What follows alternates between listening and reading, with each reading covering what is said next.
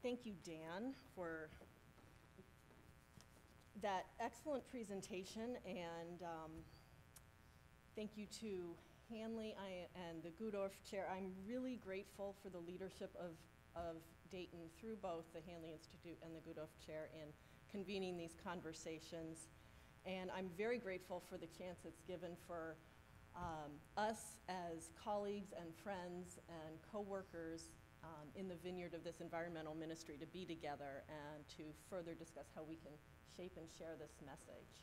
So I'm very grateful for that. And I'm grateful for all of you who have stayed here. As they say, ye who endure to the end shall be saved. And I don't know about that, but at least you'll get to the end. And then we can go forth, as you said. And in framing this paper, I think Dan and I shared a very similar conceptual struggle. How do we extricate the 1 foot of personal action from the other footstep of social justice, and try to isolate those, because you can't hop on 1 foot all the time. This is a joint walk. And so that has sort of led me to try to come up with a way of reconceiving those 2 steps in this paper that I'll present.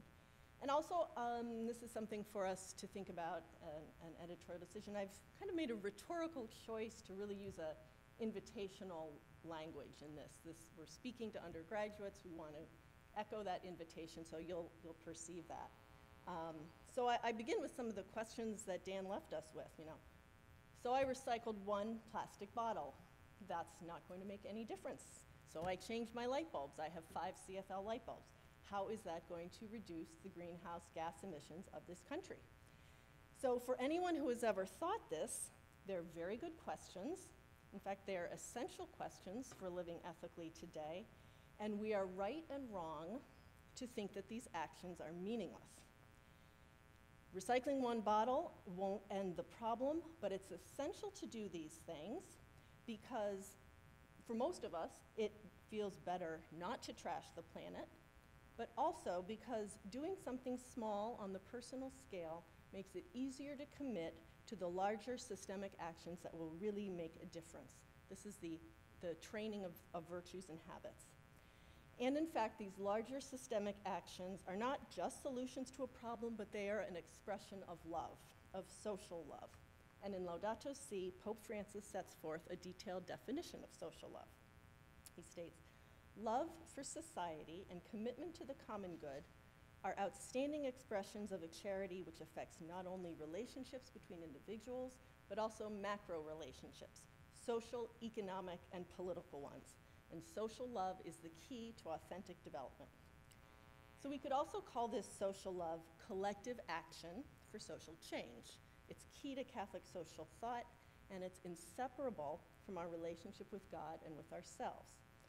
So as we've heard, Laudato Si emphasizes the 3 integrated relationships with God, with neighbor, with the earth itself, and that disregard for any one of the relationships affects the other. Neglect or violence in one reverberates throughout these interconnections to ruin my relationship with my own self, with others, with God, and with the earth.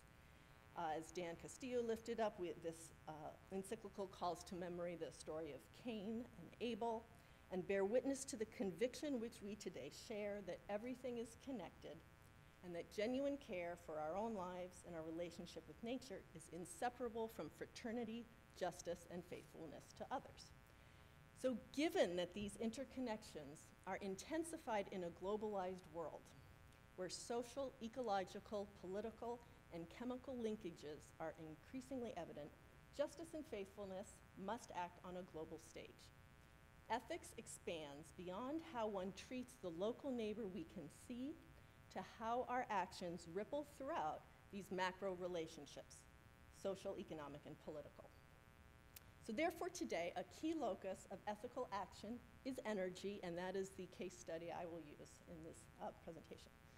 Energy decisions are ethical decisions because how we use energy impacts people and all life. In the context of global climate change, love of neighbor today requires that we critically examine our actions and inactions with regard to energy.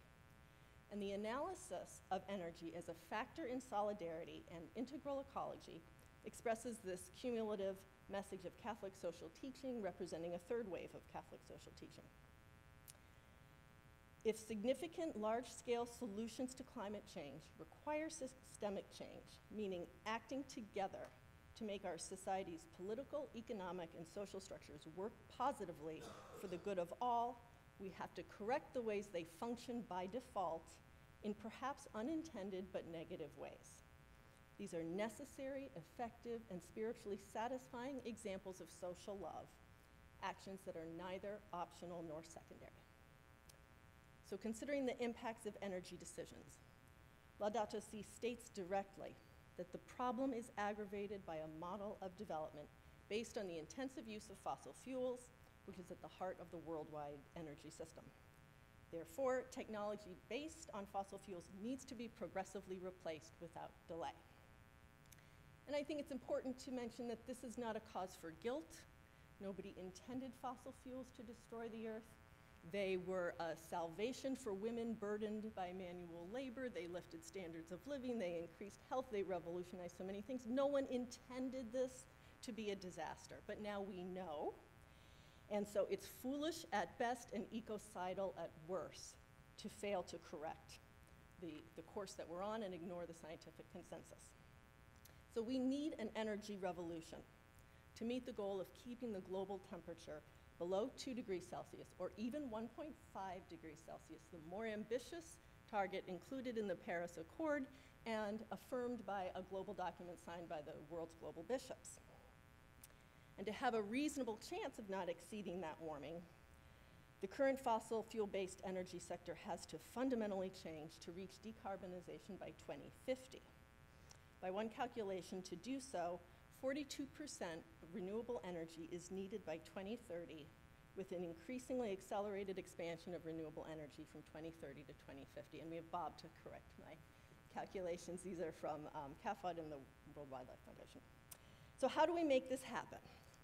There's an emerging paradigm of Catholic energy ethics that makes the case for what to do and how to do it. And I'll just briefly suggest 4 priorities of Catholic energy ethics, which first are that to accomplish this essential accelerated shift to renewable energy, society must end the use and development of coal, oil, shale gas, and tar sands. More can be said about this later. Second, natural gas must be used carefully as a transitional fuel while society focuses on constructing a renewable energy infrastructure. Third, a low-carbon world requires both disinvestments in fossil fuel infrastructure and increased investments in solar and wind power. So simply put, this means ending subsidies for fossil fuels and evaluating the redirections of the massive sums of global subsidies to investments in renewable energy leads to the 4th priority, the imperative to invest in R&D for renewable technologies and systems. So this fusion of disinvestments in the fossil fuel systems and increased investments in renewable systems is what Pope Francis calls a revolution in political economic valuation of fossil fuels, as well as concentrated civic and international effort to achieve transitions to renewable energy sources. So how can you as a person, a citizen, a community member, contribute to this civic and international transition?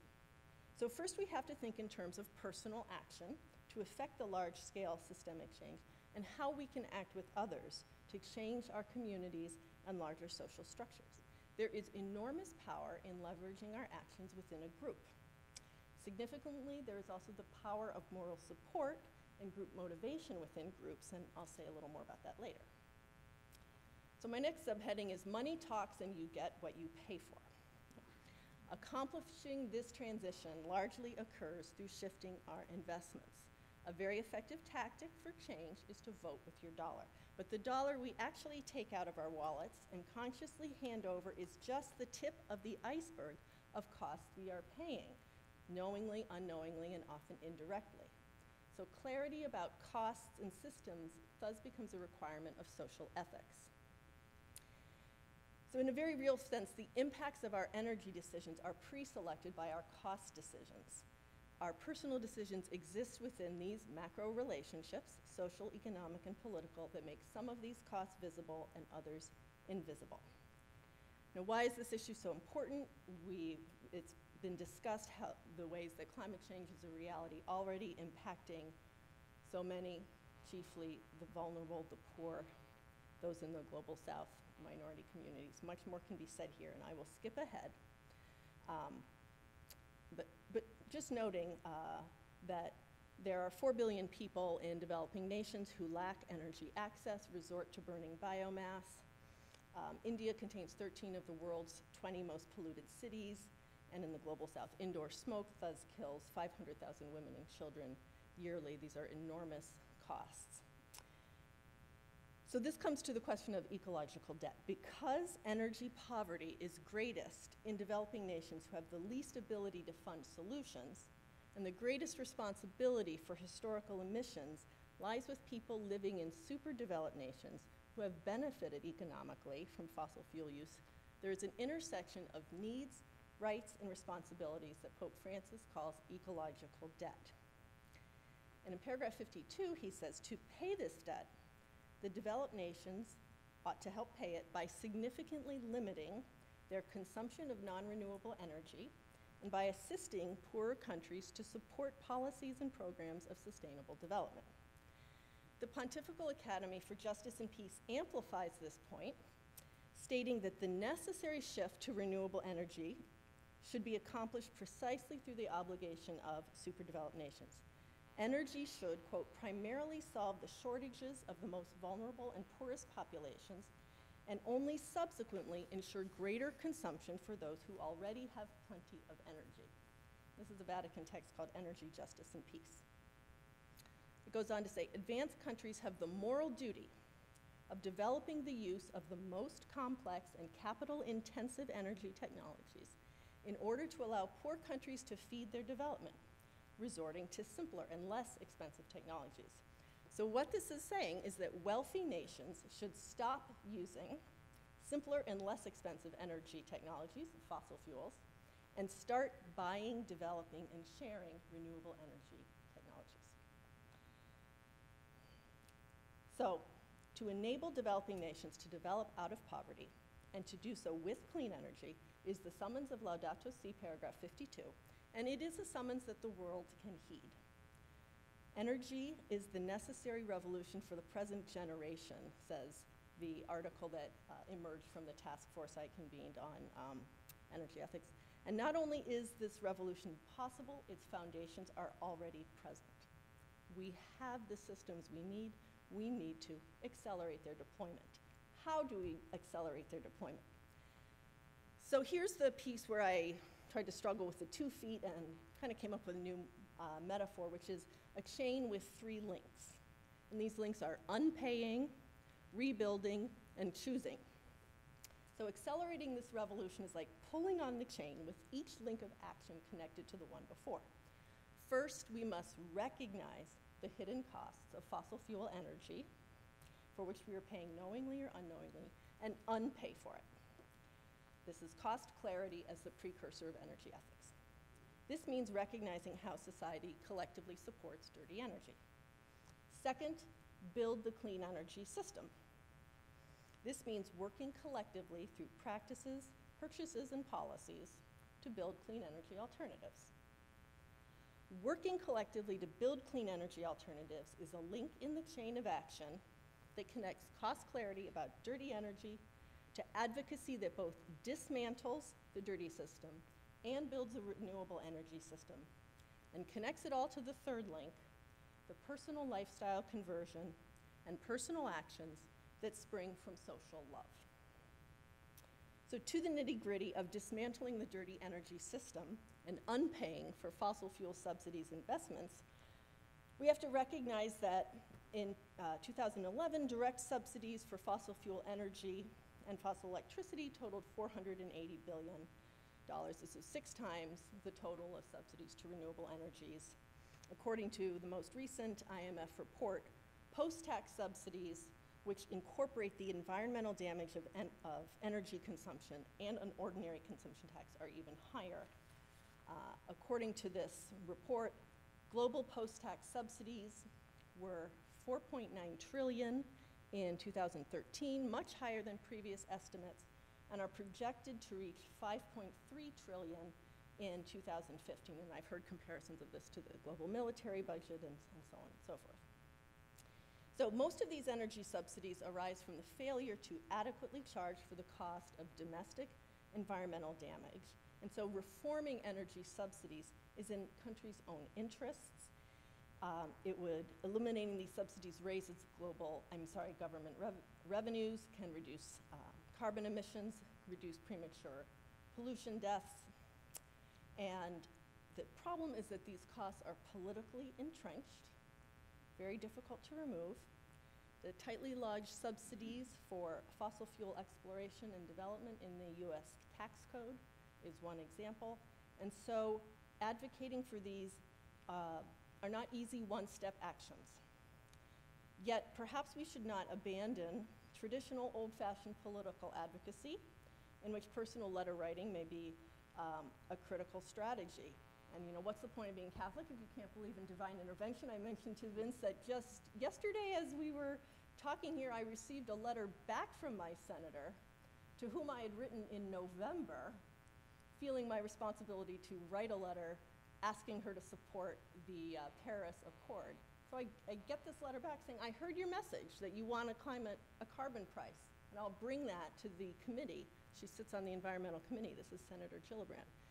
So I hadn't really been thinking about letter writing, but this may be something we need to continue to do. These online petitions, they don't have, I think, the power of a personal letter, even an email letter. We're in an opportune moment to advocate for a reform of subsidies. Many economists have argued that low oil prices create an opportunity for subsidy reform, and many nations have already taken this opportunity. Then more direct action to dismantle the impact of these collective energy decisions can occur by working for changes in the investments of one's own community, advocating for divestment and reinvestment, possibly advocating for one's communities to include a carbon price in the assessment of the investments they undertake, and to personally refrain from investing in fossil fuels to the extent possible within one's own 403B. And I think this reflects the insight of Laudato Si that economics and technology, like art and music, like relationships, should have direction, goals, and meaning. It's beautiful to think of one's own 403B as having that direction and meaning. So again, these are not easy actions. They're a series of many steps precisely because the system itself is made up of many policies, purchases, and practices, many of which are invisible. So looking at the second link, rebuilding the clean energy system, this calls for paying the honest costs of energy and clean development. And what should we pay for? Well, I think that transparency about the costs of fossil fuels is the essential guiding principle, and that two mechanisms can be discussed. Carbon pricing, which promotes transparency about externalities, and the climate fund, which also acknowledges the need for a clean ladder to development. So the true costs of fossil fuels are hidden not only by subsidies, but by externalizing the costs of production of pollution. The costs are, cheap oil is not really cheap, it's just that the costs have been shifted onto the disaster relief budget line, the storm cleanup budget line, the health budget line for asthma, cancer, malnutrition, increasing tropical diseases. They've just been shifted somewhere else. And as retired Navy Admiral and climate security expert David Tintley has said, paying for these costs of disaster relief and storm cleanup is really paying a climate tax, which no one voted for. So it's a powerful way to reframe those costs that we are paying as a climate tax. So the true social costs of carbon, estimates for this range from $7 a ton to $85 a ton and up, but the most recent White House report calculates the social cost of carbon at $38 per ton. And how striking it was for Otmar to say, just to have a $0 per ton would be a massive improvement over the current subsidies. That really reframes the conversation. So to advocate for a carbon price is a potentially revolutionary and very important plank in our advocacy for systemic change. The second mechanism for rebuilding the renewable system is supporting the climate fund. This assures that renewable energy technologies are made available to developing nations, enabling them to climb the clean ladder, as Professor Ramanathan of Scripps and the Pontifical Academy of Sciences has said, instead of the dirty fossil fuel ladder. It will benefit no one if developing nations climb up the ladder of development using fossil fuels. It's to everyone's benefit, and it's a call of solidarity and of effective economics to make this happen with clean energy. How can we do that for the 1.1 billion without access to power? Well, it's essential, but it's also possible. We see that developing nations are leapfrogging conventional technologies in many parts of the world, and the renewable energy revolution is also happening domestically. Rooftop solar is only part of the scene. I went to a fascinating conversation 2 weeks ago at Columbia University, which convened, it seemed, all of the energy executives and state leaders in New York State, talking about New York's goal to reach 50% renewable energy by 2030. It's a very concrete goal, and all hands are on deck to make it happen. However, utility policies are being written right now that have a huge impact on the profitability and success of rooftop solar. We can see 20 states where there's cost parity for this, but largely, to a great extent, this depends upon the policies. And so we need to be aware of them and vote for them.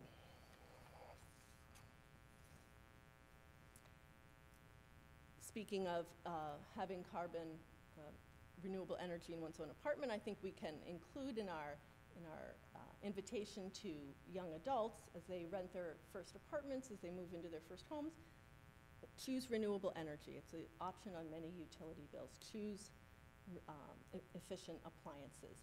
And I think it's inspiring to see how a utility bill, again, can be an expression of social love, a concrete instantiation of that. So then the last link comes back to inspiring personal and communal energy ethics.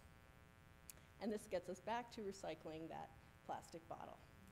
And I think we agree that most people feel better taking care of the planet, but it doesn't feel good enough to only rehabilitate one's own private lifestyle, because we know this is not effective. Nonetheless, by taking personal action, habits are built and people are empowered to do more. And this brings them to connect to the larger links in the chain of action. And the most powerful link is the link between ourselves and others, the tug of social love that energizes us to pull on that chain of action to dismantle, rebuild, and to choose sustainable and life-giving changes against the inertia of effort and resistance. So Laudato Si is a very personal invitation to own that love and allow it to make some space in one's life to take action. It's not easy, because there are many, many barriers, and Pope Francis is very shrewd about acknowledging how it's easy to pretend that what is hard to do is not clear. Okay? But by talking to many, many faith-based environmentalists from multiple traditions, I've found that there are indeed multiple ways we can fool ourselves into thinking the situation is challenging, but there are also ways that working in those groups are very empowering. So I see a knowledge gap, a caring gap, and an action gap. The knowledge gap is composed of our actual literacy limits, scientific literacy, huge problem. Also our inbuilt cognitive limits, all the things we've talked about, our short-term time horizons, our inability to react to distant threats, the limitations of how things are framed, very powerful. Inbuilt cognitive limitations, personality interests, and then the moral problem of willed ignorance, the dimension of sin. The caring gap is when our ability to feel that painful awareness and truly care about the climate crisis is overcome by the dominating pressures of consumerism, a desire to keep in step with progress, which is alive and well, the relentless distractions of our society, and simple indifference. So it's very hard to interrupt the refrain. I love the way MT put this of homo economicus, I am because I consume. Then in the action gap, distraction, busyness, convenience, and addiction to our habits of consumption prevent these lifestyle changes. In our efforts to overcome the knowledge, caring, and action gaps, it's essential to be both profoundly faithful and relentlessly pragmatic. And by profoundly faithful, I mean that we must lift up the intention of Laudato Si, its clear statement that care for the environment is a faith issue. It is not a political issue. We must center it in our communities as a uniting core aspect of our tradition within our worship, not a political issue that is divisive. And pragmatically, we have to acknowledge that simply highlighting our values doesn't always work, because core faith values are very often eclipsed by more operative cultural values, hidden values. So social change movements must be pragmatic and enlist the best theories for supporting the success of their movements. Along those lines, congregations have sustained their work by working together, talking through concerns, sharing questions in a safe space among people who share their values, reinforce their identity, and make those affiliations translate into shared commitments, even sacrificial commitments. Sacrificial commitments are enhanced by working together with others who share your values because of the power of the group commitment and group support. Without having the chance to talk these issues over, tough, painful, overwhelming concepts sit gathering dust in a gut-clenching ball of concerns about the environment. But talking and learning more about the solutions, I believe, is powerfully hopeful because the revolution is taking place. There is enormous reason for optimism and hope alongside our significant challenges. Bloomberg News reported 2 years ago that the world is now adding more capacity for renewable power than coal, natural gas, and oil combined each year. This is accelerating. We have turned the corner, but we must accelerate the pace. I found it powerful the way Otmar said the climate problem is a timing problem. We must let that convert us to a commitment to accelerate this revolution. And clearing the space to take this action is part of the process of ecological conversion. It takes time, but when we think of all the priorities we have in our life, we all have to sacrifice some lesser priorities to make space for the more important ones. And it's an invitation to concretely confront those priorities and decide which ones we will sacrifice to make more time for this. Laudato Si invites this ecological conversion so that all have a seat at the banquet of the earth's gifts and abundance intended for all. And because of this, honesty about our energy decisions is an ethical decision. We need to acknowledge that the actions we take in indirect ways are every bit as important as the more easily identifiable single actions. We were speaking about intrinsic evil and systemic evil, and I found a discussion by Bishop McElroy which really states this very well. He writes that the issues of intrinsic evil do not automatically have priority in advancing the common good. Speaking of poverty, but one could replace in environmental degradation. Environmental degradation is not a one-time action. It is the result of countless specific human actions with varying degrees of responsibility that give rise to the social structures and practices imbued with selfishness and evil. But Francis clearly teaches that alleviating the grave evil of poverty and environmental degradation is neither optional nor secondary. So we have to think about what is possible and recognize that what is possible is very possible required of us as responsible citizens seeking peace and as brothers and sisters in God's family, including brother, sun, and sister moon. And most of all, to remember that climate change is not an economic issue, a technological problem, or a political spat, but a human issue and a summons to faith, in which Laudato Si writes, believers themselves must constantly feel challenged to live in a way consonant with their faith, to be ever open to God's grace, and to draw constantly from their deepest convictions about love, justice, and peace.